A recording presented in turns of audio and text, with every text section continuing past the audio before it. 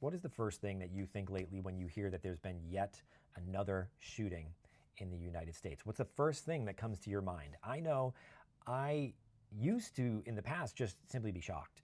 But I've noticed lately that the first questions that come to my head are, who was the shooter and what side were they on? What political side were they on? Is the same thing true for you? I think it is true for a lot of people. And I think this is a major failure of where we are as a society right now if these are the first questions that we are asking. Instead of asking questions like, what would bring a person to do something like this? At what point would someone need to be in their life where they could commit such a horrifying and tragic act as this? And not asking questions like, why didn't this person or people have more support in their life?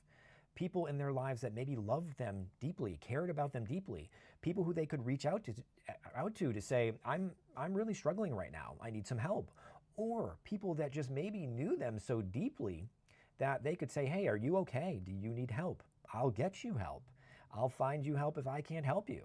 Or simply to just sound the alarm to someone else if they notice that someone was really struggling and might do something drastic.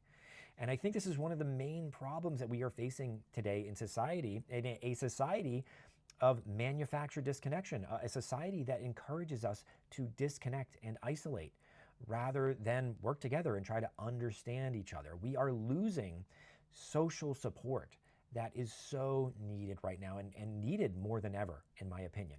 And I know it might seem dark, but I think that we can turn things around. We can make small changes to improve the connections in our lives and hopefully prevent more of these things from happening.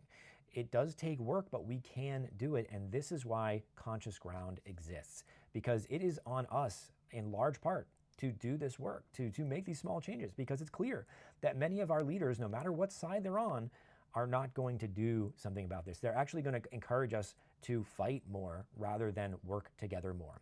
And so if you like this message, give us a like to amplify it, or give us a follow, because this is the work that we do.